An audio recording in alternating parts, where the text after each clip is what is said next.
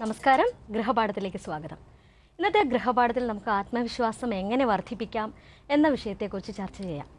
ഈ ആത്മവിശ്വാസ കുറവെന്ന് പറയുന്നത് നമ്മളിൽ പലർക്കെങ്കിലും ഉണ്ടാകുന്ന ഒരു പ്രശ്നമാണ്. ഒരു ഇൻ്റർവ്യൂവിന് അറ്റൻഡ് ചെയ്യുമ്പോൾ, അല്ലെങ്കിൽ ഒരു പരീക്ഷയ്ക്ക് പോകുമ്പോൾ, അല്ലെങ്കിൽ സാധാരണ കണ്ടുവരുന്ന ഒരു കാര്യം എന്ന് വെച്ചാൽ ഒരാളിനെ കാണുമ്പോൾ അവരെ അഭിമുഖീകരിക്കാനുള്ള ആത്മവിശ്വാസക്കുറവൊക്കെ നമുക്ക് വരുന്ന പ്രശ്നങ്ങളാണ്.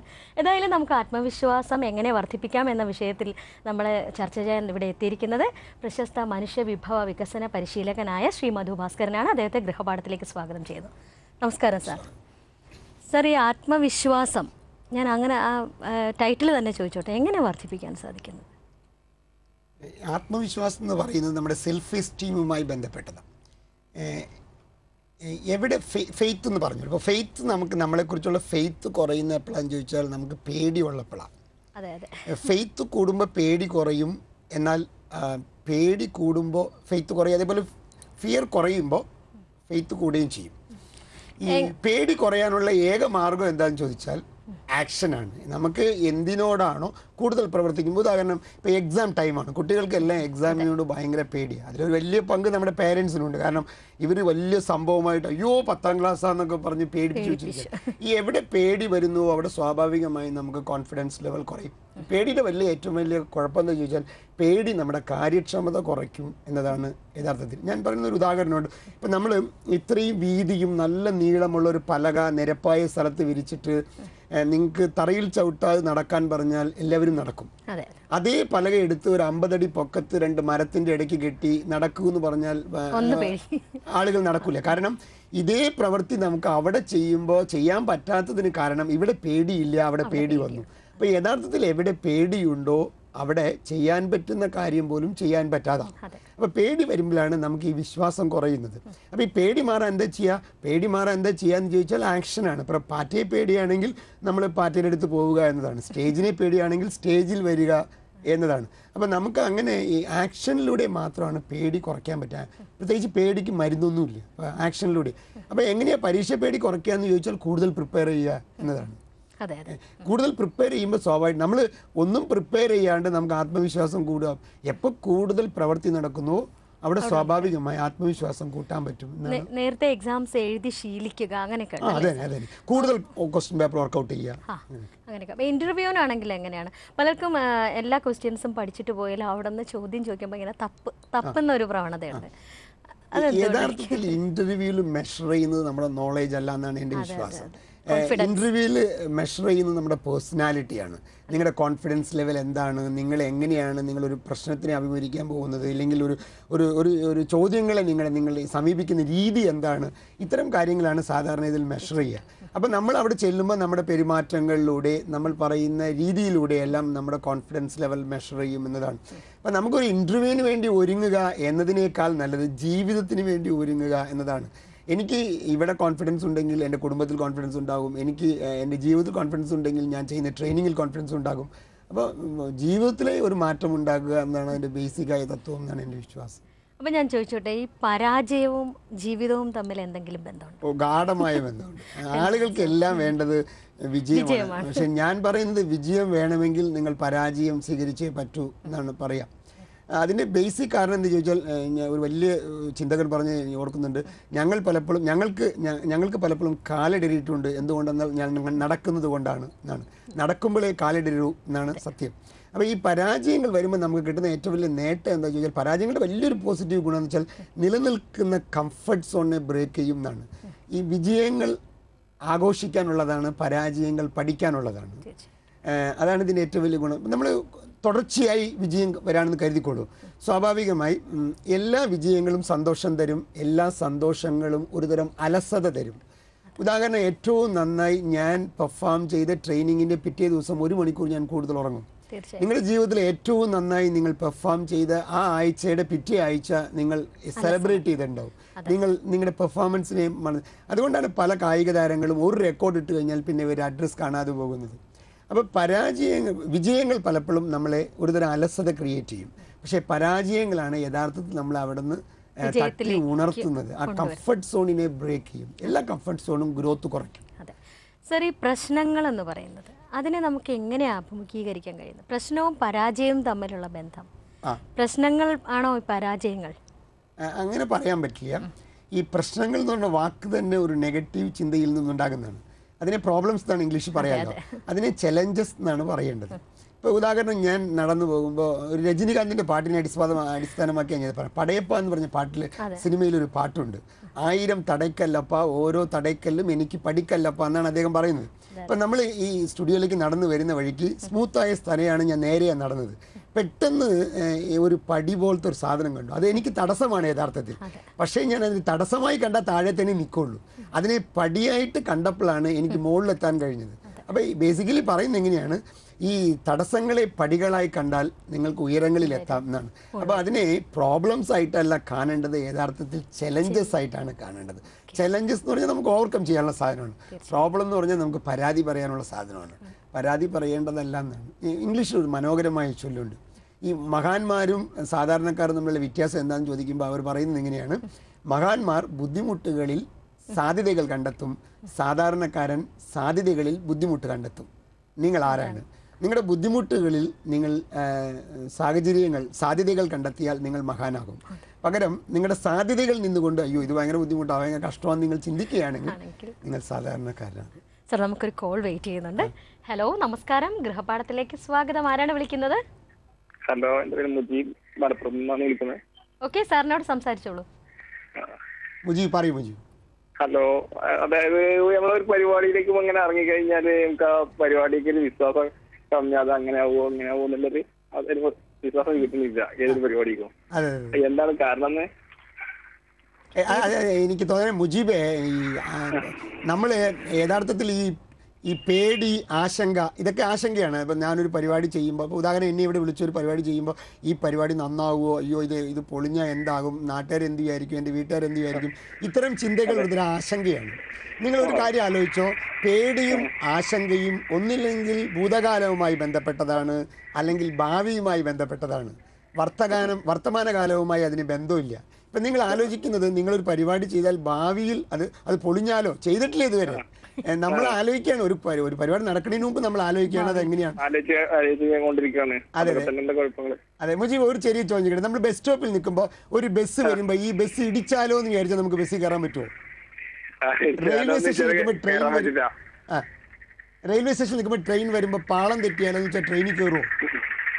ഇതൊക്കെ വർദ്ധിപ്പിക്കാൻ എന്താണ് നമ്മൾ ചെയ്യേണ്ടത്? അതാണ് നമുക്ക് അറിയേണ്ടത്. ഇതിന് വർദ്ധിപ്പിക്കാനുള്ള ഏക മാർഗം എന്താ വെച്ചാൽ അത് ചെയ്യുക എന്നാണ്. ഇനി ചെയ്യുമ്പോൾ അത് പൊളിഞ്ഞാൽ എന്ത് സംഭവിക്കാൻ പോവാ?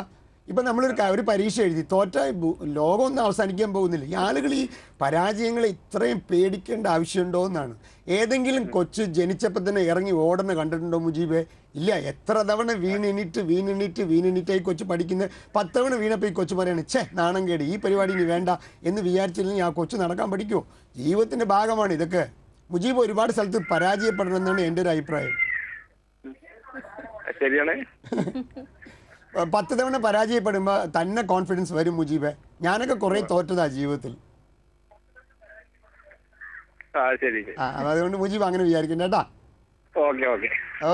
വിളിച്ചതിന് വളരെയധികം നന്ദി സാർ. നമ്മൾ പരാജയത്തെ കുറിച്ച് തന്നെയായിരുന്നു ചർച്ച ചെയ്തത്, പ്രശ്നങ്ങളെ കുറിച്ചും ഒക്കെയാണ്. പടി കയറുമ്പോൾ അതേക്കുറിച്ച് സാർ ഇപ്പൊ പറഞ്ഞു. അതെ. അപ്പൊ ഈ പടിയായിട്ട് കണ്ടാൽ നമുക്ക് ഭയങ്കര എനർജിയാണ് കയറാൻ വേണ്ടി. അതിനെ ഒരു പ്രശ്നമായി കണ്ടാൽ ഒരു കാര്യം നമ്മൾ ഒരിക്കലും മറക്കരുത്. ലോകത്ത് ഒരു പൂട്ട് കമ്പനിക്കാരനും പൂട്ട് മാത്രമായി ഉണ്ടാക്കിയിട്ടുണ്ടാവില്ല. എവിടെയെല്ലാം പൂട്ടുണ്ടോ അവിടെയെല്ലാം താക്കോലും ഉണ്ടാകും. അപ്പം ഒരു പ്രശ്നമുണ്ടെങ്കിൽ അതിന് പരിഹാരം ഉണ്ടാകും. ഇപ്പം നിങ്ങളുടെ കയ്യിലുള്ള പൂട്ടിൻ്റെ താക്കോൽ ഇപ്പം നിങ്ങളുടെ കയ്യിലില്ല എന്നതുകൊണ്ട് ഈ പൂട്ടിന് താക്കോലേ ഇല്ല എന്ന് പറയുന്നത് മണ്ടത്തരമാണ്. നമ്മുടെ ജീവിതം എന്ന് പറയുന്നത് ഈ പൂട്ടിന് പറ്റിയ താക്കോലുകൾ അന്വേഷിച്ച് നടക്കുക എന്നതാണ്. ചിലപ്പോൾ 10 താക്കോലിട്ടാൽ തുറന്നില്ലായിരിക്കാം, പക്ഷേ 11ാമത്തെ താക്കോൽ തുറന്നേക്കാം. അപ്പോൾ തുറക്കുന്നവരെ ശ്രമിച്ചുകൊണ്ടിരിക്കുക എന്നതാണ്. സാർ, ഈ വിജയത്തിന് ഭാഗ്യം ഒരു അനിവാര്യ ഘടകമാണ്. ഭാഗ്യമുണ്ടെങ്കിലേ വിജയിക്കാനാവൂ എന്നാണ് പലരും വിചാരിച്ചു വെച്ചിരിക്കുന്നത്. ലക്ക് എന്ന് പറയുന്നത് അത് ഒരു അനിവാര്യ ഘടകം തന്നെയാണോ? ചോദിച്ചു, വളരെ പ്രസക്തമായ ചോദ്യം. ഒരുപാട് പേര് എന്നോട് ചോദിക്കുന്ന ഒരു ചോദ്യമാണ്. ഈ ചോദ്യത്തിൻ്റെ ഉത്തരം ഇതാണ്. ഈ ലക്ക് എന്ന് പറഞ്ഞ വാക്ക് ഒറ്റയ്ക്ക് നിലനിൽക്കില്ല എന്നതാണ്. ചില വാക്കുകൾ ഒറ്റയ്ക്ക് നിലനിൽക്കില്ല. ഉദാഹരണം, സ്വാതന്ത്ര്യം എന്ന് പറയുന്ന വാക്കിന് ഒറ്റയ്ക്ക് നിലനിൽപ്പില്ല. അതിൻ്റെ കൂടെ റെസ്പോൺസിബിലിറ്റി എന്ന് പറഞ്ഞ വാക്ക് കൂട്ടിച്ചേർത്താലേ സ്വാതന്ത്ര്യത്തിന് വിലയുള്ളൂ. എനിക്ക് എൻ്റെ ഭാര്യ സ്വാതന്ത്ര്യം തരുമ്പോൾ അതിൻ്റെ ഉത്തരവാദിത്വം എനിക്ക് വേണം എന്നാണ്. അല്ലെങ്കിൽ ഒരു വിദ്യാർത്ഥിക്ക് അവരുടെ അച്ഛൻ സ്വാതന്ത്ര്യം കൊടുക്കുമ്പോൾ ഫോൺ ചെയ്തിട്ട് ആരാ വിളിച്ചതെന്ന് ചോദിക്കാതിരിക്കുകയാണെങ്കിൽ അത് ഫ്രീഡം കിട്ടിയെന്നാണ്. പക്ഷേ ആ ഫ്രീഡത്തിൻ്റെ അർത്ഥം ആ കുട്ടി ആ റെസ്പോൺസിബിലിറ്റി സൂക്ഷിക്കണമെന്ന്. റെസ്പോൺസിബിലിറ്റി ഇല്ലാത്തവർക്ക് ഫ്രീഡം കൊടുക്കരുത്. അതുപോലെ തന്നെ ഈ ലക്ക് എന്ന് പറയുന്ന വാക്കിന് വിലയുണ്ടാകണമെങ്കിൽ, അതിന് അർത്ഥം ഉണ്ടാകണമെങ്കിൽ അതിൻ്റെ കൂടെ കൂട്ടിച്ചേർക്കേണ്ട ഒരു വാക്കാണ് എഫേർട്ട്. എഫേർട്ട് ഇല്ല അത് ലക്കില്ല. ഒരു മനോഹരമായ കഥ പറയാം ഇതുമായിട്ട് ബന്ധപ്പെട്ട്. കഴിഞ്ഞ എപ്പിസോഡിൽ ഒരു കഥ പറഞ്ഞു തുടങ്ങിയിരുന്നു, അതായിരുന്നു സാർ? അതാണോ സാർ? ആ കഥയുമായി ബന്ധപ്പെട്ട ഒരു കഥ പറയാം. ലോകത്തെ ഏറ്റവും വലിയ പണക്കാരൻ, ഇന്ന് വരെ ലോകത്ത് ജീവിച്ചതിൽ ഏറ്റവും വലിയ പണക്കാരനായിരുന്നു ജോൺ ഡേവിസൺ റോക്ക്ഫെല്ലർ എന്ന് പറയുന്ന മഹാനായ ഒരു മനുഷ്യൻ. ഇദ്ദേഹം UN ഫ്രീ ആയിട്ട് കൊടുത്ത സ്ഥലത്താണ് ഇപ്പോൾ UN സെക്രട്ടറി ന്യൂയോർക്കിൽ നിലനിൽക്കുന്നത്. ഇദ്ദേഹം വളരെ പാവപ്പെട്ട കുടുംബത്തിലാണ് ജനിച്ചത്. വളരെ കൂലിപ്പണിയൊക്കെ ചെയ്തിരുന്ന് ജീവിച്ച ആളാണ്. പിന്നീട് ഇദ്ദേഹം മരിക്കുന്ന സമയത്ത് ഇന്ന് ബിൽ ഗേറ്റ്സിൻ്റെ സ്വത്തിൻ്റെ 6.5 ഇരട്ടി സ്വത്തുണ്ടായിരുന്നു. $330 ബില്യൺ. 330 × 100 കോടി × 50, ഏകദേശം 16,50,000 കോടി രൂപ സ്വത്തുണ്ടായിരുന്ന ഒരാളാണ്. ഇദ്ദേഹത്തിനോട് ഒരിക്കൽ ഒരു പത്രപ്രവർത്തകൻ ചോദിച്ചു, പാവപ്പെട്ട കുടുംബത്തിൽ ജനിച്ച താങ്കളൊക്കെ രക്ഷപ്പെട്ടത് ഭാഗ്യം കൊണ്ടല്ലേ എന്ന് ചോദിച്ചു. അപ്പോൾ ഇദ്ദേഹം ചിരിച്ചു. അപ്പോൾ അയാൾ പറഞ്ഞു, ചോദിച്ചതിന് ഉത്തരം പറയൂ, നിങ്ങൾ രക്ഷപ്പെട്ടത് ഭാഗ്യം കൊണ്ടല്ലേ എന്ന് അദ്ദേഹം പറഞ്ഞു. അപ്പോൾ അദ്ദേഹം മനോഹരമായ ഉത്തരം പറഞ്ഞത് ഇങ്ങനെയാണ്: ലോകത്ത് നിങ്ങളുടെയും എൻ്റെയും ലോകത്തുള്ള സകല മനുഷ്യൻ്റെ മുകളിലൂടെയും ഒരേ ഒരിക്കൽ ഭാഗ്യദേവത പറന്നു പോകും. ഒരേ ഒരിക്കൽ ഭാഗ്യദേവത പറന്നു പോകും. ആ പറന്നു പോകുന്ന കറക്റ്റ് സമയത്ത് നിങ്ങൾ ചാടിപ്പിടിച്ചാൽ ഭാഗ്യദേവത എന്നെ ഉയരങ്ങളിലെത്തിക്കും, നിങ്ങൾ രക്ഷപ്പെടും. ഞാനങ്ങനെ പിടിച്ചു, അതുകൊണ്ട് ഞാൻ ഉയരങ്ങളിലെത്തി എന്ന് പറഞ്ഞു. അപ്പോൾ അയാൾ ചോദിച്ചു, നിങ്ങളുടെ എൻ്റെ മുകളിൽ പോകുമല്ലേ? അതെ. അപ്പം നിങ്ങൾ പിടിച്ചു, നിങ്ങൾ രക്ഷപ്പെട്ടു, ഞാൻ പിടിച്ചില്ല, ഞാൻ രക്ഷപ്പെട്ടില്ല, അത് എൻ്റെ കുഴപ്പമെന്നല്ലേ നിങ്ങൾ പറഞ്ഞത്? അപ്പോൾ റോക്ക്ഫെല്ലർ ചിരിച്ചു. അപ്പോൾ അവൻ കുറച്ച് ബുദ്ധിയുള്ളവനാണ്, അതുകൊണ്ട് ഒരു കുനിഷ്ട ചോദ്യം ചോദിച്ചു. ചോദ്യം ഇതാണ്: ഒരേ ഒരിക്കലല്ലേ പറന്നു പോകൂ? അതെ, ഒരേ ഒരിക്കലേ പറന്നു പോകൂ. അത് എപ്പോൾ പറന്നു പോകുമെന്ന് നിങ്ങൾക്കും എനിക്ക് മുൻകൂട്ടി അറിഞ്ഞുകൂടല്ലോ? അതെ, അറിഞ്ഞുകൂടാ. അപ്പോൾ അങ്ങനെ പറന്നു പോകുന്ന കറക്റ്റ് സമയത്ത് ചാടിപ്പിടിക്കാൻ തോന്നണമെങ്കിൽ അതിനൊരു ലക്ക് വേണ്ടേ എന്നാണ് ചോദ്യം. അപ്പോൾ മഹാനായ റോക്ക്ഫെല്ലർ പറയുന്ന ഉത്തരമാണ്, അദ്ദേഹം പറയാണ്, പ്രിയമുള്ള പത്രപ്രവർത്തക, താൻ ചോദിച്ചതിൽ പകുതി ശരി പകുതി തെറ്റാണ്. ഒരേ ഒരിക്കലേ പറന്നു പോകൂ, പക്ഷേ എപ്പോൾ പറന്നു പോകുമെന്ന് എനിക്ക് മുൻകൂട്ടി അറിയാൻ പാടില്ലാത്തത് കൊണ്ട് ഞാൻ എപ്പോഴും ചാടിക്കൊണ്ടേയിരുന്നു എന്നാണ്. അപ്പോൾ എപ്പോഴും ചാടിക്കൊണ്ടിരിക്കുക എന്നാണ്. ചിലപ്പോൾ 1000 തവണ ചാടിയാൽ ഒരു തവണയെ കിട്ടൂ. അതുകൊണ്ടാണ്. പക്ഷേ ഒരു കാര്യം ആളുകൾ പറയും, ഞങ്ങളുടെ നാട്ടിൽ ഭാഗ്യം കൊണ്ട് രക്ഷപ്പെട്ട ആളുകളുണ്ടല്ലോ, ഭാഗ്യം കൊണ്ട് പരീക്ഷ ജയിച്ച ആളുകളുണ്ടോ, ഭാഗ്യം കൊണ്ട് സിനിമാ നടനായ ആളുകളുണ്ടല്ലോ എന്നൊക്കെ പറയും. പക്ഷേ അതിന് ഞാൻ പറയുന്ന ഉത്തരം എങ്ങനെയാണ്? അങ്ങനെ ഒരു വർഗം ലോകത്ത് ഉണ്ടാവില്ല. ഇനി ആരെങ്കിലും ഭാഗ്യം കൊണ്ട് രക്ഷപ്പെട്ടു എന്ന് നിങ്ങൾക്ക് തോന്നിയിട്ടുണ്ടെങ്കിൽ അതിൻ്റെ കാരണം, കാറ്റടിക്കുമ്പോൾ ബട്ടർഫ്ലൈയും പറക്കും, പേപ്പറും പറക്കും. കാറ്റ് നിൽക്കുമ്പോൾ അറിയാം ബട്ടർഫ്ലൈ ഏതാണ്, പേപ്പർ ഏതാണെന്ന്. പേപ്പർ പറക്കാൻ ലക്ക് വേണം, ബട്ടർഫ്ലൈ പറക്കാൻ എഫേർട്ട് മതി. നിങ്ങൾ ബട്ടർഫ്ലൈ ആണോ പേപ്പറാണോ എന്ന് ചിന്തിക്കുക. സാർ, നമുക്കൊരു കോൾ വെയിറ്റ് ചെയ്യുന്നുണ്ട്. ഹലോ, നമസ്കാരം, ഗൃഹപാഠത്തിലേക്ക് സ്വാഗതം. ആരാണ് വിളിക്കുന്നത്? കൊടുങ്ങല്ലൂർ ഷാജിയാണ്. ഓക്കെ, സാറിനോട് സംസാരിച്ചോളൂ. ഷാജി പറയൂ. ഷാജി, നമസ്കാരം സാർ. നമസ്കാരം. ഹലോ, പറഞ്ഞോളൂ. ഞാൻ കൊടുങ്ങല്ലൂരിന്നാണേ. ചോദിച്ചോളൂ. ഞാൻ സാറിന് 2 ക്ലാസ് അറ്റൻഡ് ചെയ്തിരുന്നേ. ഗുഡ്. എനിക്ക് ഭയങ്കര എനർജി ആയിരുന്നു ആ ടൈമിലെ. അപ്പൊ എനിക്ക് പിന്നീട് കണക്ട് ചെയ്യാനൊന്നും പറ്റിയില്ല. ഇപ്പൊ പുതിയ ക്ലാസ് എവിടെയെങ്കിലൊക്കെ ഉണ്ടോന്ന് അറിയാൻ വേണ്ടിയാണ്. ഷാജി, ആക്ച്വലി ഞാനായിട്ട് സംഘടിപ്പിക്കുന്നില്ല. ഈ നമുക്ക് എപ്പോഴും ഒരു മാറ്റം നിലനിൽക്കുന്ന സസ്റ്റെയിൻ ആവണമെങ്കിൽ കണ്ടിന്യൂറ്റി വേണം. നമ്മൾ തുടർച്ചയായിട്ട് ഇപ്പോൾ ഈ ട്രെയിനിങ് അറ്റൻഡ് ചെയ്യാൻ പറ്റില്ലെങ്കിൽ അതുമായിട്ട് ബന്ധപ്പെട്ട പുസ്തകങ്ങൾ വായിക്കുക, പിന്നെ ഇങ്ങനെ ചിന്തിക്കുന്ന ആളുകളുമായി നിരന്തരം ബന്ധമുണ്ടാക്കുക. ഇപ്പൊ ഇടയ്ക്കൊക്കെ നിങ്ങൾക്ക് എന്നെ വിളിക്കാവുന്നതാണ്, വിളിക്കുന്നതിന് പൈസ ഒന്നും തരണ്ട. നിങ്ങൾക്ക് ഇടയ്ക്കൊക്കെ എന്നെ വിളിക്കാവുന്നതാണ്, എൻ്റെ ട്രെയിനിങ് ഉള്ള സ്ഥലത്തൊക്കെ വരാവുന്നതാണ്.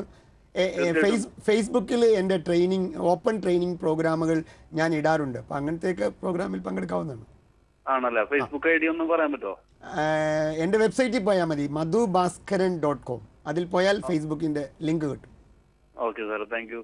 Okay, thanks for calling.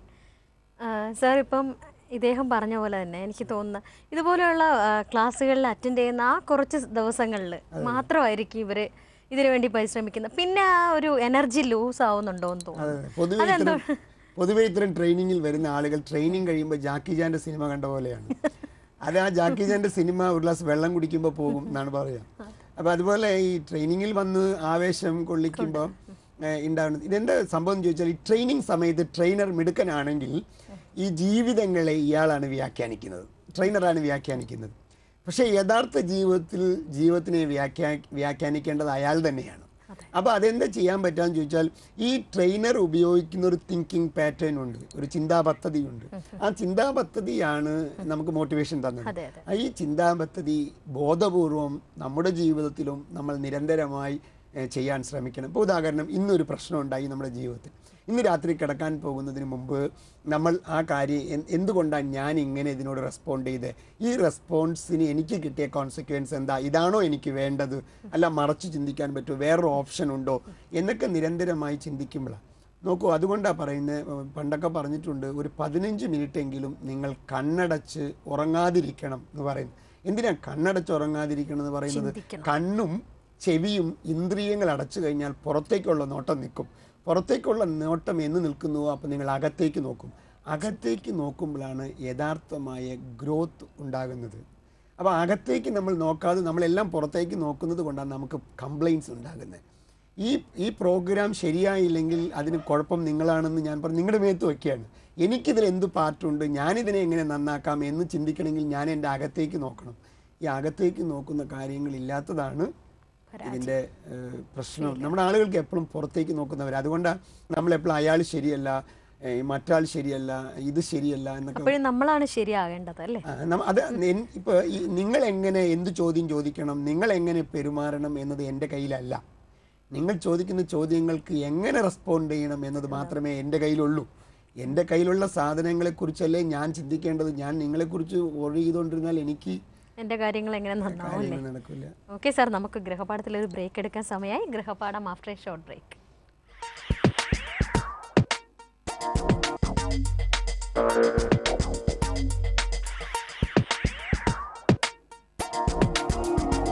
ഗൃഹപാഠത്തിലേക്ക് വീണ്ടും സ്വാഗതം. നമ്മൾ ചർച്ച ചെയ്തുകൊണ്ടിരിക്കുന്നത് ആത്മവിശ്വാസം എങ്ങനെ വർദ്ധിപ്പിക്കാം എന്ന വിഷയമാണ്. അതിഥിയായിത്തിരിക്കുന്നത് മനുഷ്യവിഭവ വികസന പരിശീലകനായ ശ്രീ മധു ഭാസ്കരൻ. സാർ, ഇപ്പം നേരത്തെ പറഞ്ഞതിൻ്റെ തുടർച്ചയായിട്ട് തന്നെ ഞാൻ ചോദിച്ചോട്ടെ, പലർക്കും ഈ ആത്മവിശ്വാസത്തിൻ്റെ കാര്യം തന്നെയാണ്. എന്താണ്, ഞാൻ കറുത്തുപോയി, അല്ലെങ്കിൽ എൻ്റെ പല്ല് പൊങ്ങി, മുടി കുറവാ എന്നൊക്കെ വിചാരിച്ചിട്ട് കോംപ്ലക്സ് അങ്ങനെ ഉണ്ടാകുന്ന പല ആൾക്കാരുമുണ്ട്. അങ്ങനെ പരാജയപ്പെടുന്ന പല ആൾക്കാരുമുണ്ട്. അതിന് എന്താണ് ചെയ്യാൻ സാധിക്കുന്നത്? ഇത് ബേസിക്കായ ഒരു ചിന്തയിൽ പറ്റുന്ന അബദ്ധമാണെന്നാണ് ഞാൻ ഒരിക്കൽ ക്ലാസ് എടുത്തുകൊണ്ടിരുന്ന സമയത്ത് ഞാനിങ്ങനെ നന്നായിട്ട് തമാശയൊക്കെ പറയുമ്പോൾ ഒരു പെങ്കൊച്ചു മാത്രം ചിരിക്കുന്നില്ല. അവളിങ്ങനെ ഭയങ്കര ദുഃഖിതയായിട്ടിരിക്കുകയാണ്. ഇൻ്റർവെലായപ്പോൾ ഞാൻ ആ കുട്ടിയോട് ചോദിച്ചു, എന്താ മോളെ നീ ചിരിക്കാത്ത? അപ്പോൾ അങ്ങനെയൊന്നും ഇല്ല എന്നൊക്കെ പറഞ്ഞു. ഇല്ല, നീ എന്താ കാര്യം പറയൂ എന്ന് നിർബന്ധിച്ചപ്പോൾ ആ കുട്ടി കാണാൻ കുറച്ച് കറുത്തിട്ടാണ്. അപ്പോൾ ഈ കുട്ടി പറയാണ്, ചെറുപ്പത്തിൽ ഞാനിങ്ങനെ എന്നെ ആളുകൾ കളിയാക്കുമായിരുന്നു, കറുത്തിരിക്കുന്നത് കൊണ്ട് ചിരിച്ചാൽ കാക്ക തേങ്ങാപ്പൂള് കൊത്തിയ പോലെ എന്ന് പറഞ്ഞ് അതിൻ്റെ കോംപ്ലക്സ് ആയതുകൊണ്ട് എനിക്ക് ഇപ്പോഴും ചിരിക്കുമ്പോൾ ഭയങ്കര വിഷമമാണ് എന്ന് ഈ കുട്ടി പറയായിരുന്നു. അപ്പം ഞാൻ ഈ കുട്ടിയോട് പറഞ്ഞു, ഇത് നിന്നോട് പറഞ്ഞവനൊരു മണ്ടൻ, അത് വിശ്വസിച്ച് നീ ഒരു മണ്ടി. കാരണം എന്താ ചോദിച്ചാൽ, പ്രകൃതിയിലൊരു നിയമമുണ്ട്. ഇപ്പം നമ്മൾ ചെന്നിട്ട് ഒരു മരത്തിനോട് ചെന്ന് നമ്മൾ ചോദിക്കുകയാണ്, മരമേ നിനക്ക് വേരുണ്ടോ എന്ന് ചോദിച്ചാൽ മരം എന്താ ഉത്തരം പറയാ? ഉണ്ടെന്നാ പറയാ. എന്നിട്ട് അടുത്ത ചോദ്യം, നിന്റെ വേര് നീ കണ്ടിട്ടുണ്ടോ എന്ന് മരത്തിനോട് ചോദിച്ചാൽ മരം പറയും ഞാൻ കണ്ടിട്ടില്ലെന്ന്. കാണാത്ത വേര് ഉണ്ടെന്ന് നീ എങ്ങനെ പറഞ്ഞു എന്ന് മരത്തിനോട് ചോദിച്ചാൽ മരം പറയുന്ന ഉത്തരം ഇതായിരിക്കും, ഞാൻ നിലനിൽക്കുന്നതും ഞാൻ വളരുന്നതും വേരുകൊണ്ടാണെന്ന വിശ്വാസമാണ് എന്നെ കൊണ്ട് ഇത് പറയിപ്പിച്ചതെന്നാണ്. ഈ ഉദാഹരണത്തിൽ നിന്ന് രണ്ട് കാര്യങ്ങൾ നിങ്ങൾക്ക് എനിക്ക് മനസ്സിലായിട്ടുണ്ടാവും. ഒന്ന്, മരത്തിൻ്റെ നിലനിൽപ്പും മരത്തിൻ്റെ വളർച്ചയും വേരാണ്. രണ്ട്, ആ വേര് കണ്ണുകൊണ്ട് കാണാൻ കഴിയില്ല. അതിൻ്റെ അർത്ഥം നിങ്ങളുടെ വളർച്ചയും നിങ്ങളുടെ നിലനിൽപ്പും പുറത്ത് കാണുന്ന ശരീരമല്ല, പിന്നെയോ അകത്ത് കിടക്കുന്ന വേറെ എന്തോ ഒരു സാധനമാണ്. അതിനെയാണ് ആത്മവിശ്വാസം എന്ന് പറയുക, അതിനെയാണ് സെൽഫ് എസ്റ്റീം എന്ന് പറയുക, അതിനെയാണ് പേഴ്സണാലിറ്റി, ക്യാരക്ടർ എന്ന് പറയുക. അത് ആർക്കുണ്ട് എന്നതാണ് പ്രധാനം. അപ്പം നമ്മൾ പക്ഷേ നമ്മുടെ നാടിൻ്റെ ഇത് നമ്മൾ ഏറ്റവും കൂടുതൽ പ്രാധാന്യം കൊടുക്കുന്നത് മരങ്ങൾക്കാണ്, വേരുകൾക്കല്ല. ഇത്രയും ബ്യൂട്ടി പാർലറിന് കാരണം എന്താ? മാസം 500 രൂപ ബ്യൂട്ടി പാർലർ കൊടുക്കും നമ്മുടെ നാട്ടിലെ സ്ത്രീകൾ. 500 രൂപ ബ്യൂട്ടി പാർലർ കൊടുക്കുന്നതിന് ആ മരത്തിന് പെയിൻ്റ് അടിക്കാനാ. മരത്തിന് പെയിൻ്റ് അടിക്കാൻ 500 രൂപ കൊടുക്കുന്നു. നിങ്ങളൊരു 50 രൂപയ്ക്ക് ഒരു പുസ്തകം മേടിച്ച് വായിക്കാറുണ്ടോ?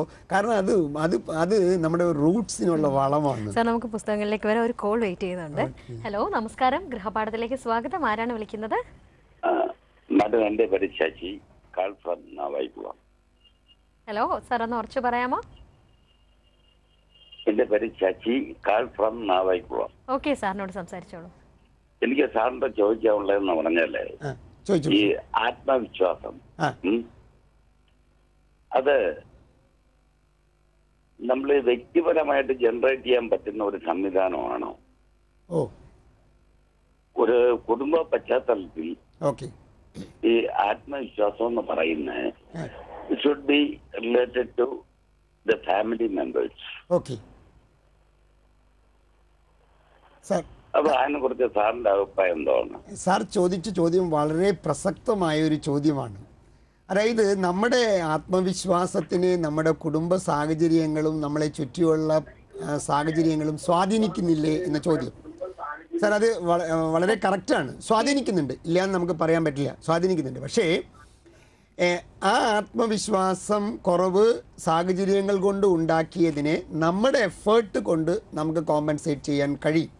കാരണം നമ്മുടെ സാഹചര്യങ്ങൾ എങ്ങനെയായിരിക്കണം, നമ്മുടെ അച്ഛനമ്മയുടെ സ്വഭാവം എന്തായിരിക്കണം, നമ്മുടെ അച്ഛനമ്മ എങ്ങനെയായിരിക്കണം എന്നത് നമ്മുടെ കയ്യിലല്ല.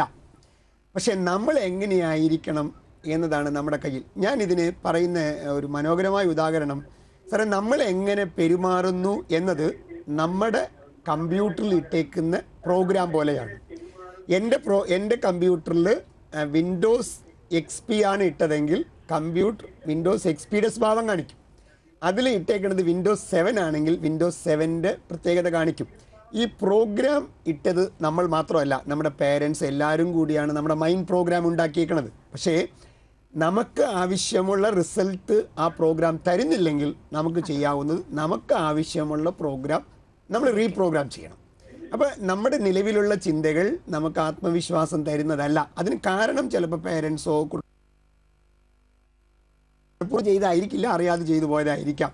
പക്ഷെ നമ്മൾ അതിന് വേണ്ടിയുള്ള കോൺഷ്യസ് ആയ ബോധപൂർവമുള്ള ഒരു എഫേർട്ട് ഇടാൻ കഴിയുമെങ്കിൽ നമുക്ക് നമ്മുടെ ആത്മവിശ്വാസം വർദ്ധിപ്പിക്കാവുന്നതാണെന്നാണ് എൻ്റെ ഒരു അഭിപ്രായം. ഹലോ സാർ, പറഞ്ഞോളൂ sir. Okay, thanks for calling. Call ആയെന്ന് തോന്നുന്നു സാർ. സാർ, ഇപ്പം ഇദ്ദേഹം പറഞ്ഞ പോലെ തന്നെ ജീവിത സാഹചര്യങ്ങൾ ശരിക്കും നമ്മളെ പരാജയം നമുക്ക് ഒരു സംശയമേ വേണം. നമ്മളെ വീട്ടിൽ ഭയങ്കരമായിട്ട് ഒരു നമ്മുടെ സ്വഭാവം രൂപീകരിക്കുന്ന, ഞാനൊരു ഉദാഹരണം പറഞ്ഞു. ഇപ്പം നമ്മൾ കൊച്ചു മേശപ്പുറത്ത് കയറും. മേശപ്പുറത്ത് കയറുമ്പോൾ കുട്ടികൾ എപ്പോഴും മുകളിലേക്കാണ് കയറുക. നിങ്ങൾ ശ്രദ്ധിച്ചാൽ അറിയാം. എന്തിനാണ് കുട്ടികൾ എപ്പോഴും മുകളിൽ കയറുമെന്ന് അറിയോ? എയിം ഹൈ, വലിയ ലക്ഷ്യങ്ങളുണ്ട്, റിസ്ക് എടുക്കണം, അത് കൊച്ചിനറിയാം. അതുകൊണ്ടാണ് കുട്ടികളെ എപ്പോഴും മോളിൽ കയറുമ്പോൾ അവർ വീഴില്ലേ സാർ? അപ്പൊ നമ്മൾ എന്തായാലും മോളിൽ കയറണ്ട. നിങ്ങൾ എന്തിനാണ് വീഴോ എന്ന് ചിന്തിക്കാത്ത, കൊച്ചു മോളിൽ കയറില്ലോ എന്ന് ചിന്തിക്കാത്ത എന്തുകൊണ്ടാണ്? രണ്ട് സാധ്യതയാണ് കയറുമ്പോൾ. ഒന്ന് വീഴാനുള്ള സാധ്യത, ഒന്ന് കയറാനുള്ള സാധ്യത. ഈ വീഴാനുള്ള സാധ്യത പറയുമ്പോൾ കയറാനുള്ള സാധ്യത നിങ്ങൾ ഇല്ലാതാക്കാണ്. ആണ് സാർ, എപ്പോഴും ഇപ്പൊ അതാണ് ഞാൻ പറയുന്നത്. പോസിറ്റീവ് എന്ന് പറയുമ്പോൾ ആദ്യം നമ്മൾ നെഗറ്റീവ് ആണല്ലോ ചിന്തിക്കുന്നത്. അപ്പൊ ഈ കൊച്ചിനോട് നമ്മൾ പറയുന്ന വെച്ചാൽ ഒരു കാര്യം ഉറപ്പാ, കൊച്ചു എന്തുകൊണ്ടാ കയറുമ്പോൾ വീണതെന്ന് വെച്ചാൽ ഒറ്റ ഉത്തരമേ ഉള്ളൂ, കയറിയത് കൊണ്ടാണ് വീണത്. ഒരിക്കലും വീഴാതിരിക്കണമെങ്കിൽ ഒരിക്കലും കയറാതിരിക്കണം. കാർ ഒരിക്കലും ഇടിക്കാതിരിക്കണമെങ്കിൽ കാർ പോർച്ച് നിറക്കാതിരിക്കണം. പരീക്ഷ ഒരിക്കലും തോക്കാതിരിക്കണമെങ്കിൽ നിങ്ങൾ പരീക്ഷ എഴുതാതിരിക്കണം. അപ്പൊ അത് നടക്കൂല. അപ്പൊ ഇത് കയറുമ്പോൾ ചിലപ്പോൾ വീണേക്കാം. പക്ഷെ കൊച്ചു കയറുമ്പോൾ നമ്മൾ പറയണത് എന്താ? അവിടെ പോകരുത്, ഇവിടെ പോകരുത്, അത് ചെയ്യരുത്, ഇത് ചെയ്യരുത്, അത് ചെയ്യരുത്, ഇത് ചെയ്യരുത്, അത് ചെയ്യരുത്, ഇത് ചെയ്യരുതെന്ന് പറഞ്ഞാണ് ഇപ്പൊ ആരും ഒന്നും ചെയ്യുന്നില്ല. ആരും അച്ഛനമ്മയും പറഞ്ഞേക്കണെന്താ? ഒന്നും ചെയ്യരുതെന്നാണ്. റിസ്ക് ഉണ്ടെന്ന്. കയറുമ്പോൾ ചിലപ്പോൾ വീണേക്കാം. അപ്പൊ കൊച്ചിനോട് കയറുമ്പോൾ എന്താ പറയേണ്ട? അച്ഛൻ കയറാൻ നിനക്ക് പറ്റും, നീ അങ്ങനെ കയറുമ്പോൾ തെന്നിയാൽ താങ്ങുവാൻ തൊട്ട് താഴെ എൻ്റെ കൈയുണ്ട് എന്ന് പറഞ്ഞാൽ കൊച്ചിന് രണ്ട് വിശ്വാസം ഉണ്ടാകും. ഒന്ന്, എനിക്ക് പറ്റുമെന്ന വിശ്വാസം. രണ്ട്, അങ്ങനെ എനിക്ക് പറ്റാതെ പോയാൽ എന്നെ സംരക്ഷിക്കാൻ ആളുകളുണ്ട് എന്ന വിശ്വാസം. നമ്മൾ വേണ്ടാന്ന് പറയുമ്പോൾ ഇത് രണ്ടും ഇല്ലാതാക്കുകയാണ്. അപ്പം നമ്മൾ നെഗറ്റീവ് ആക്കാണ്. ഇനി കൊച്ചു മേളിക്ക് താഴെ വീണെന്ന് കരുതുക, അച്ഛൻ എന്താ ചെയ്യുക? ഇതിനെ ചീത്ത വിളിക്കും. എല്ലാം പറഞ്ഞതിന് ശേഷം പിന്നെ കൊച്ചു കരഞ്ഞാൽ കൊച്ചിനെ സമാധാനിപ്പിക്കാൻ വേണ്ടി അച്ഛൻ ചെയ്യുന്നത്, നമ്മുടെ വീട്ടിലൊക്കെ സ്ഥിരം ചെയ്യുന്ന ഒരു പരിപാടി, ആ മേശപ്പുറത്തിലടിക്കുമ്പോൾ എന്താ ചെയ്യണത്? നമ്മൾ മേശപ്പുറത്തിലടിക്കുമ്പോൾ നമ്മൾ കൊടുത്ത മെസ്സേജ് ഇതാണ്. അതായത് വീണത് കൊച്ചിൻ്റെ കുഴപ്പമാണ്, പക്ഷേ നമ്മൾ മേശപ്പുറത്തിനടിച്ചപ്പോൾ മോനെ അത് നിന്റെ കുഴപ്പമല്ല, മേശയ്ക്ക് പറ്റിയ കുഴപ്പമാണ് എന്ന് പറഞ്ഞപ്പോൾ കൊച്ചൊരു പാഠം പഠിച്ചു. ഇനി എപ്പോഴെല്ലാം നമുക്ക് അബദ്ധം പറ്റുന്നുവോ അപ്പോഴെല്ലാം അടുത്തവന്റെ തലയിൽ വെച്ചോളണം. അതാണ് നമ്മൾ നേരത്തെ സംസാരിച്ചത്, എപ്പോഴും പുറത്തേക്ക് നോക്കുന്ന പ്രവണത. സാർ, നമുക്ക് അതിലേക്ക് വരെ ഒരു കോൾ വീണ്ടും വെയിറ്റ് ചെയ്യുന്നു. ഹലോ, നമസ്കാരം, ഗൃഹപാഠത്തിലേക്ക് സ്വാഗതം. ആരാണ് വിളിക്കുന്നത്? ഹലോ, നമസ്കാരം. ഇത് വെഞ്ഞാറമൂട്ടിന്നാണ്, സക്കീർ ഹുസൈൻ. ഓക്കെ, സാറിനോട് സംസാരിച്ചോളൂ. സക്കീർ ഹുസൈൻ, പറഞ്ഞോളൂ. നമസ്കാരം സാറേ, ഞാൻ ഒരു LLB സ്റ്റുഡന്റ് ആണ്. ഏതാ? LLB student. പറഞ്ഞോളൂ. ഞാൻ ഇത് നമുക്കും പോകുന്നൊരു പ്രശ്നം ഇതാണ്, നല്ലതുപോലെ കാര്യങ്ങളെല്ലാം പഠിച്ചു ചെന്നിട്ട് ഇപ്പൊ എക്സാം ഹാളിൽ കയറുമ്പോഴത്തേന് നമുക്ക് ആ പഠിച്ചതൊക്കെ നല്ലപോലെ നമുക്ക് പെർഫോമൻസ് പറ്റുമോ എന്നുള്ളൊരു ഭയമാണ്. അതെ. ആക്ച്വലി ചോദിച്ചോളൂ. ഹലോ, ചോദിച്ചോളൂ. അപ്പം എന്നാലും നമുക്ക് അപ്പൊ കയറുന്ന ടൈമിൽ നമുക്ക് ഭയങ്കരമായിട്ടൊരു ഭയം ഫീൽ ചെയ്യുന്നുണ്ട്. അപ്പൊ അതെന്തുകൊണ്ടാണ് ഉണ്ടാകുന്നത്? ഓക്കെ, ഈ ചില നേരങ്ങളിൽ ഇപ്പം ഞാൻ പലരും ചില നേരങ്ങളിൽ നമുക്ക് ബ്ലാങ്ക് ആയി പോകും. അതായത് പെട്ടെന്ന് ഒന്നുമില്ലാത്ത ഒരവസ്ഥയുണ്ടാകും. ഇങ്ങനെ ഈ ബ്ലാങ്ക്നെസ് ഒക്കെ വരുന്ന ഒരു തരം ആൻസൈറ്റി, ഒരു ആശങ്കയിൽ നിന്നുണ്ടാകുന്ന ഈ ആശങ്ക ഉണ്ടാകുന്നത് ഭാവിയെക്കുറിച്ചുള്ള നെഗറ്റീവായ ചിന്തകളിൽ നിന്നാണ് ഉണ്ടാകുന്നത്. അതായത് ഇപ്പം നിങ്ങൾ എഴുതാൻ പോകുന്ന പരീക്ഷ പൊളിഞ്ഞാൽ എന്ത് ചെയ്യും, ഇല്ല അത് പരീക്ഷ നമ്മൾ പഠിച്ചിട്ട് നമ്മൾ പഠിച്ച ചോദ്യങ്ങൾ വന്നില്ലെങ്കിൽ എന്ത് ചെയ്യും, ഇത്തരം ചിന്തകളിൽ നിന്നാണ് നിങ്ങൾക്ക് ആശങ്ക ഉണ്ടാകുന്നത്. ശരിയല്ലേ? അപ്പം ഈ ആശങ്ക മാറ്റാൻ 2 മാർഗങ്ങൾ നമുക്ക് പ്രാക്ടിക്കലായിട്ട് ചെയ്യാവുന്നതാണ്. ഒന്നാമത്തെ മാർഗം കൂടുതൽ വർക്ക് ചെയ്യുക. കൂടുതൽ വർക്ക് ചെയ്യുമ്പോൾ സ്വാഭാവികമായി നമുക്ക് കോൺഫിഡൻസ് കൂടും, അപ്പോൾ ആശങ്ക കുറയും. രണ്ടാമത് ചെയ്യാവുന്ന കാര്യം ഈ വിജയത്തിനെ മുൻകൂട്ടി കാണലാണ്. ഉദാഹരണം വിഷ്വലൈസേഷൻ എന്ന് പറയാറുണ്ട്. ഭാവനയിൽ കാണുക. കണ്ണടച്ചിരുന്നു കൊണ്ട് ഈ എക്സാം നന്നായി എഴുതുന്നതായിട്ടും ഈ എക്സാമിൽ വമ്പിച്ച വിജയം കരസ്ഥമാക്കിയതായിട്ടും അപ്പം നമ്മളെ മറ്റുള്ളവർ അഭിനന്ദിക്കുന്നതായിട്ടും ഇങ്ങനെ നടന്നു കഴിഞ്ഞതായിട്ട് ചിത്രങ്ങൾ പോലെ, സിനിമ കാണുന്ന പോലെ ഇങ്ങനെ കാണുമ്പോൾ സ്വാഭാവികമായി നമ്മുടെ ഉപബോധ മനസ്സ് അത് വിശ്വസിക്കും. അങ്ങനെ അത് വിശ്വസിക്കാൻ തുടങ്ങിക്കഴിഞ്ഞാൽ സ്വാഭാവികമായിട്ട് ഈ ടെൻഷൻ, ഈ പേടി നമുക്ക് കുറേയും കൂടി നമുക്ക് കോൺഫിഡൻസ് ഉണ്ടാവുകയും ചെയ്തു. ഉദാഹരണം, ഞാൻ ട്രെയിനറായതിൽ വലിയൊരു പങ്ക് എൻ്റെ വിഷ്വലൈസേഷനുണ്ട്. ഇപ്പം ഈ പ്രോഗ്രാം ഞാൻ ഇന്ന് രാവിലെ വിഷ്വലൈസ് ചെയ്തിട്ട് വന്നതാണ്. അപ്പം അതുകൊണ്ട് ഇവിടെ എന്താ സംഭവിക്കാൻ പോണേ, ഞാൻ എന്താ പറയാൻ പോണേ, ഇതെല്ലാം എനിക്ക് മുൻകൂട്ടി അറിയാവുന്ന പോലെയാണ്. അങ്ങനത്തെ കാര്യങ്ങൾ ചെയ്യാവുന്നതാണ്. പിന്നെ സാറേ ഒരു സെക്കൻഡ് കൂടി. സാറേ ഇപ്പൊ സാറ് പറഞ്ഞല്ലോ, ഇത് നമ്മളിപ്പോ ഈ ഒരു 15 മിനിറ്റ് കണ്ണടച്ചിരുന്ന് നമ്മളുടെ ആ ഉള്ളിലേക്ക് നമ്മളൊന്ന് ഒരു അന്തർഗമനം നടത്തണമെന്ന് പറഞ്ഞാൽ അത് നമ്മൾ ഈ ഡെയിലി ഈ ഒരു പ്രോസസ്സ് നമ്മളിൽ ഉണ്ടാകണമെന്നാണോ സാർ പറയുന്നത്? ഡെയിലി അതൊരു മെഡിറ്റേഷൻ പോലെയാണ്. രാത്രി കിടക്കാൻ പോകുന്നതിന് മുമ്പ് ഈ പുറത്തേക്കുള്ള കംപ്ലൈൻറ്റുകളെല്ലാം നിർത്തി ഞാനൊരു നല്ല ടെക്നിക്ക് പറഞ്ഞു തരാം, ഒന്ന് ചെയ്തു നോക്കൂ. ഞാൻ എൻ്റെ ചെറുപ്പകാലത്ത് ചെയ്ത് നല്ല റിസൾട്ട് കിട്ടിയ ഒരു സാധനമാണ്. ഒരു വെള്ളപ്പേപ്പർ എടുത്തിട്ട് അന്ന് രാവിലെ തൊട്ട് രാത്രി കിടക്കാൻ പോകുന്ന സമയം വരെ നിങ്ങളുടെ ജീവിതത്തിൽ ഉണ്ടായ സംഭവങ്ങളുമായി ബന്ധപ്പെട്ട 10 ചോദ്യങ്ങൾ നിങ്ങളോട് ചോദിക്കുക. ഇപ്പോൾ ഉദാഹരണം, നിങ്ങളുടെ അമ്മയോട് ദേഷ്യപ്പെട്ടു എന്ന് കരുതുക. അപ്പം നിങ്ങൾ ചോദിക്കുക, അമ്മയോട് എന്തുകൊണ്ട് ദേഷ്യപ്പെട്ടു, ഞാൻ അമ്മയോട് എന്തുകൊണ്ട് ദേഷ്യപ്പെട്ടു, അമ്മ അത് പറഞ്ഞപ്പോൾ എനിക്കെന്തിനാ ദേഷ്യം വന്നേ. ഇങ്ങനെ നിങ്ങളോട് 10 ചോദ്യങ്ങൾ ആ പേപ്പറിൽ എഴുതി വച്ചതിന് ശേഷം കിടന്നുറങ്ങുക. ഉത്തരം കണ്ടെത്തണമെന്ന് നിർബന്ധമില്ല. പക്ഷേ നിങ്ങൾ ഈ ചോദ്യങ്ങൾ ചോദിച്ചിട്ട് കിടന്നുറങ്ങിയതിന് ശേഷം നിങ്ങളുടെ ഉപബോധ മനസ്സ് ലൈവായതുകൊണ്ട് ഈ ചോദ്യങ്ങൾ ആ ഉപബോധ മനസ്സിൽ കിടക്കുകയും പിന്നീട് ഈ ഉപബോധ മനസ്സ് ഇതിൻ്റെ ഉത്തരം കണ്ടെത്തുകയും ചെയ്യും. അങ്ങനെ ഒരു 90 ദിവസം ചെയ്തു നോക്കൂ. 900 ചോദ്യങ്ങൾ നിങ്ങൾ ചോദിച്ചിട്ടുണ്ടാകും. നിങ്ങളോട് 900 ചോദ്യങ്ങൾ നിങ്ങൾ ചോദിച്ചിട്ടുണ്ടെങ്കിൽ സ്വാഭാവികമായി നിങ്ങളോട് ചോദ്യങ്ങൾ ചോദിക്കാനുള്ള ടെൻഡൻസി നിങ്ങൾക്കുണ്ടാകും. എന്ന് നിങ്ങളോട് നിങ്ങൾ ചോദ്യം ചോദിക്കാനുള്ള ടെൻഡൻസി ഉണ്ടാകുന്നുവോ അന്ന് സ്വാഭാവികമായി നിങ്ങൾക്ക് മാറ്റങ്ങൾ ഉണ്ടായി തുടങ്ങും. അപ്പൊ നമ്മുടെ ഈ ഹലോ ഞാൻ ചോദിച്ചോളൂ. പറഞ്ഞോളൂ.